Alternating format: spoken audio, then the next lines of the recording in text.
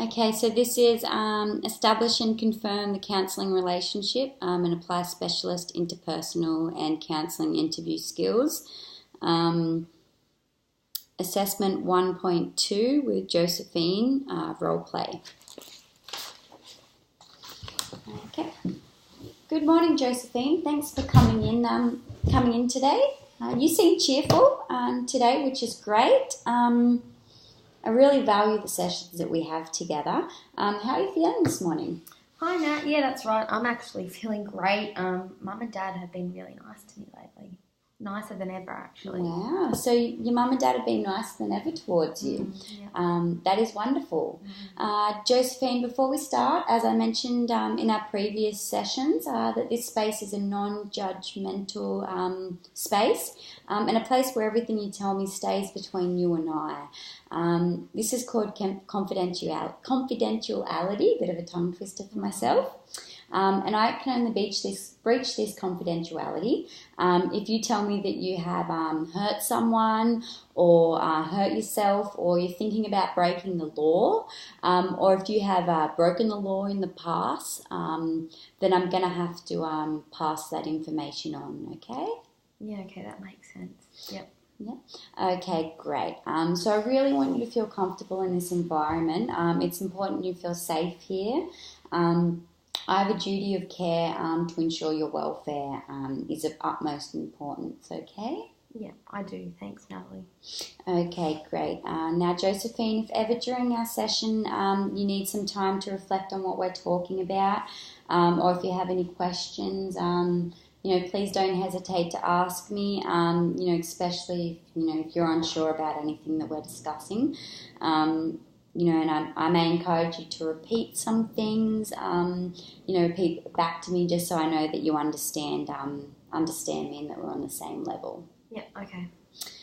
Okay, now last session it was of your interest that your parents were fully involved with all the health care decisions that may take place because you are 15. Is this still the ongoing interest of you? Yeah, they have mentioned that they want you to begin the stages of gender re-identification. Okay, so before we start today, I just want to ensure, I know that you've signed the consent form and you appear to fully understand the rights you have and the rights that your parents have in regards to making medical decisions. Bless you. Thanks. Medical decisions for you, including the right to access any medical information that's held against you. In light of that, I just want to remind you that you have the right to consent or adjourn to any medical treatment that you will or have agreed to. You have the right to make that decision and change that decision if you feel as though those, that it doesn't suit you any longer. Yeah. Okay, I guess, yeah, that makes sense. You're just saying that I can change my mind at any time, even if my parents have consented to whatever it is, like hormone supplementation or something like that. Okay, yes, exactly. Nothing is concrete. And I want you to feel as though, I don't want you to feel as though you're trapped, so to speak, now that your parents want you to begin this process and want me to begin this process of gender re-identification for you. So is this something that you want to pursue, Josephine? Yeah, it is. I mean, ever since I can remember, I saw myself as a male and a female, and it just became concrete information for me once I started to get my period. I wish more than anything I wasn't in this body. Okay, so once you got your first period, you thought it was definitely something you wanted to change about yourself. Yeah, it was like God made a major mistake. Okay, you felt as though God made a mistake by giving you your period? Yeah, but mainly by making me appear as a female to the outside world when I feel like I'm a male. Okay, so Josephine, you feel as though the way you're perceived from the outside world is not who you are on the inside. Exactly, and I guess it just cements these feelings I have. Like, the older I've gotten and I've become more aware of how the world perceives like females and males, and females not being perceived as masculine, when that's one word that I would use to describe me perfectly. Okay. Masculine. Yeah. Okay. Yep. So you feel as though your main concern is, how others perceive you. Yeah. I mean, I walk down the street and people yell from cars, lesbian, butch, all these, these words. You see, if I'm perceived as a male, I'm not going to get this harassment. I just won't. Yeah, right. It must be really difficult to hear those nasty words yelled out to you. I'm sorry, no one should have to experience that. I'm sorry. Yeah, well, it makes me feel really alone. Okay, I think it's of priority to make you feel supported. There's a place that's for people under 23 of age. It's about 5 minutes from here. It's called the Freedom Centre. It's an amazing hub. There's always something interesting going on. Last week they had a live band, and everyone after the show got to have the use of the instruments. Really? You seem happy about this. Yeah, that sounds really good. Okay, there's a little brochure. Mm-hmm. Well, I guess, yeah. I always knew the place existed. I didn't know that I'd be welcome to go there. Yeah, of course you're welcome. I have their number also, and I can give it to you. I think it's on that brochure. Mm-hmm. And I can let them know that you're heading down during the week. Wednesday's the next function night. Should we arrange this for you? Yeah, let's do it. Okay, great. Josephine, this is perfect for you. You probably noticed already that I've been taking notes in our session. Mm-hmm. And at the end of the session, you can read them if you like. We can both write some goals and plans up together. We have this plan that you're going to go to this night on Wednesday. How does that sound? That sounds really good, actually. Okay. Really good.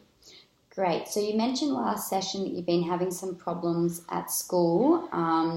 You started to wear women's diapers to school, so you didn't have to use the girls' bathroom, as you feel as though you're denying yourself from your identity. Yeah. When I use the girls' bathroom, I feel as though I'm doing the wrong thing. Okay, so you mentioned that there's been several incidences of bullying I can see in your file that has occurred in the bathroom.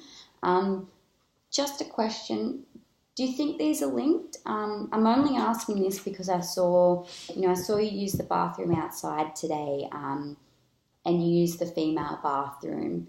I'm just curious is all. Well, the male's one was around the other corridor, and I was bullied in those toilets, and once I was in there, this girl I liked, and I thought we were friends, she was just laughing and saying, things about me, and she didn't know that I was there listening. That must have been really hard for you. It does hurt when people say mean or hurtful things about you behind their back. And it hurts even more when you think that they're your friends. Yeah, it hurt my feelings a lot, actually, and I cried for a while. And I guess now I use the boys' bathroom, and I should. It's wrong I'm in the girls' one, I don't belong there. Okay, I'm sorry you felt, hurt after those things were said about you. Josephine, do you find solitude in the boys' bathroom because the girls don't go in there and you can't hear anything that's said about you? Yeah, I guess, yeah. Okay, I just want you to ponder on that thought for me then and ask yourself in this instance, are you using the male's bathroom or are you using the pads so you don't feel as though you're lying to yourself? Or are you not using the bathroom so you don't have to feel the way you felt when you overheard these nasty things that were said? No, that's not why. Okay, I'll leave you with that. You did mention before that you liked this girl that you thought was your friend. It's not nice when people, make you feel that way, especially when those that, you care about say these things. How long have you been friends with her for? Well, we were hanging out heaps, like every second weekend. We even had a sleepover once. So. Okay, a sleepover. I love sleepovers. Was it at your house or her house? It was fun. We gave each other back massages, and it was at hers. She had a bigger bed than me, so. And after the last time I was there, she never spoke to me again. It's just mean, just plain mean. I don't understand. Okay, so you had a sleepover with her, and then she stopped being friends with you. Yeah, I tried to talk to her every day after that. Okay, why do you think she acted like this?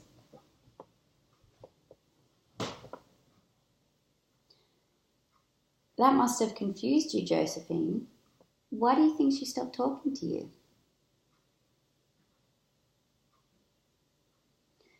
It appears as though you don't want to talk about this. You seem upset and almost embarrassed. I just want to, reinforce that that our sessions remain between you and I, and I want to feel as though you can trust me. You wouldn't understand, no one does. Okay, I don't have to understand, Josephine, but I will try to, and I'll support you in any which way possible. You seem to think no one understands you. That must be frustrating. Sarah should be here. Sorry, who is Sarah? She's my friend. Well, she was my friend before our sleepover. She's a liar. Okay, and why do you think Sarah's a liar? Because now she's dating Rob, and she doesn't even like Rob. Okay, so Sarah is dating Rob, and you think she doesn't like Rob. But has Sarah told you this? No, but Sarah and I kissed when I stayed at her house. Did Sarah stop talking to you after this night? Yeah, and then she started dating Rob. Why can't I just be like Rob? Sarah doesn't hide being with him. Okay, Josephine, so you want to be like Rob, so Sarah doesn't hide her feelings from others. You feel as though Sarah hides her feelings towards you? Yeah, because she's ashamed. You are not ashamed of having feelings towards Sarah? No, I don't, because when I'm with her, I feel as though I can take on the world. Okay, so you feel empowered and strong with Sarah? I do. Yeah, she's like me. Like you? Yeah, I don't know why I'm here. There is nothing wrong with me. I just need surgery and hormones, then Sarah and I can be together. Okay, I'm going to give you a referral to see a psychiatrist, okay? And I want you to understand that this process that you want, it's going to take some time. And no one thinks there's anything wrong with you. And there's no quick fix or there's no, I just need surgery and hormones. Yeah. Okay. Thanks for the referral. I saw online that it's part of the process, so I'm aware of the steps that need to happen. I know it's going to take time. I just wish Sarah wasn't so ashamed. Yeah, it must be difficult for you to see someone that you care about not be honest with the people around them. Josephine, do you feel as though your gender restricts the way you want to live? Not really. I still do everything that I want to do. I just don't get perceived the way I should be. I'm not considered a male by anyone else around me. It's like I'm lying to everyone, just like Sarah is. Although I guess it does restrict the way I live in regards to yelling and bullying. Like, I have to deal with that. Okay, so you feel as though the people around you will feel lied to, just like you feel Sarah is lying to you. Yeah. Okay, and do you judge Sarah on that? No, not at all. Okay, so do you think other people will judge you? Yeah, they do. And once I go ahead with the transformation, well, we, for starters, won't look queer or gay, and Sarah won't have to hide anything. And we can be, seen together in public and it won't look weird. Okay, so what you call yourself is completely up to you, Josephine. Some people do choose labels like queer, pansexual, fluid, whatever. Sarah may not choose a label like this, Josephine, and that is okay. The important thing is that you feel comfortable. And you don't have to label yourself today or any day. You seem to have strong feelings towards Sarah. Have you discussed any of this with her? Like, what has she said? No, I haven't, but if she's comfortable with being seen with Rob in public, it's obvious because that's socially acceptable.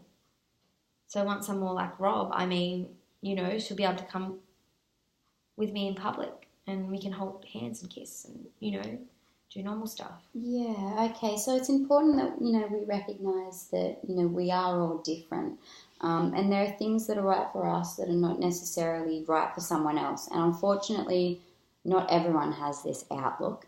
And it's upsetting. And I applaud you, on your confidence, Josephine. You seem very accepting of people, no matter who they are. I'd like to give you some resources. Here are some brochures that you can have a read. And during our next session, we can discuss anything that you have questions about. Okay, thanks. I just wish that people had my outlook too. The world is just so judgmental. Yes, the world can be a very judgmental place. I have a question for you though. How would you feel if Sarah was not open for a relationship with you? Just speaking, after you'd gone through with the gender reassignment. Well, that's ridiculous. We love each other, and even if that was the case, the world can still see me as, I really am. Okay. I just want to make sure that your decision is being based on your own identity, not someone else's. In light of this, you mentioned the world can see you for who you are.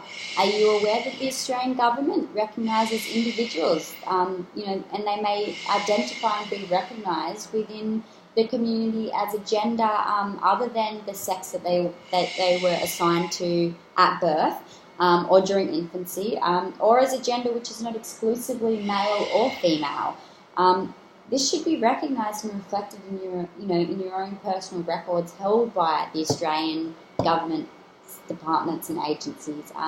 So that means, Josephine, that even the Australian government believes that you, as a person, you have the right to change your gender.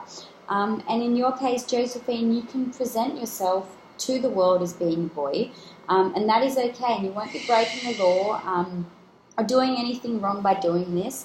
It's just important that you understand this. And these guidelines that they have to protect you, and they're to protect you from any discrimination on the grounds of gender identity.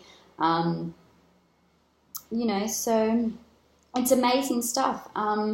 And I just want to reinforce that sex reassignment surgery or hormone therapy is not essential, for the government to recognise that you change your gender. So you're saying that someone doesn't have to completely change his or her body to be recognised as a boy or a girl? Yes, that is correct. Interesting. And good on the government for doing something right for once, hey? Okay, Josephine. So I'm just going to refer you to a specialist, this psychiatrist, to assess the factors that contribute to gender re-identification, if that's okay. I'll just pop that down. Yeah, sure. Yep.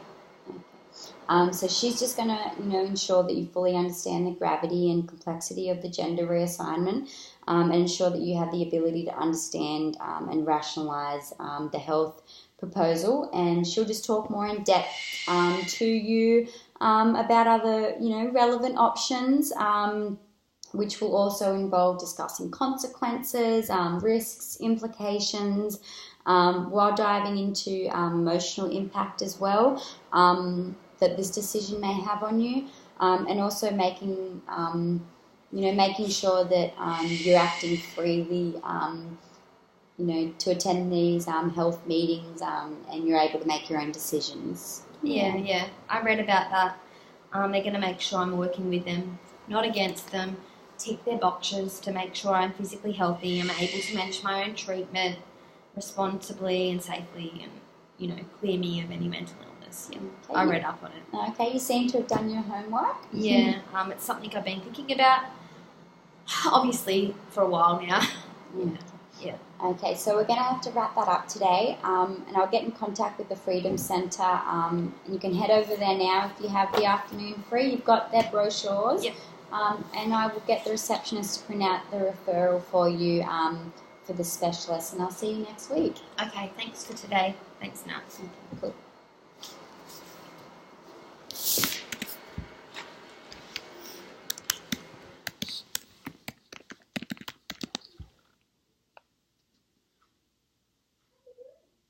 How long did that one go?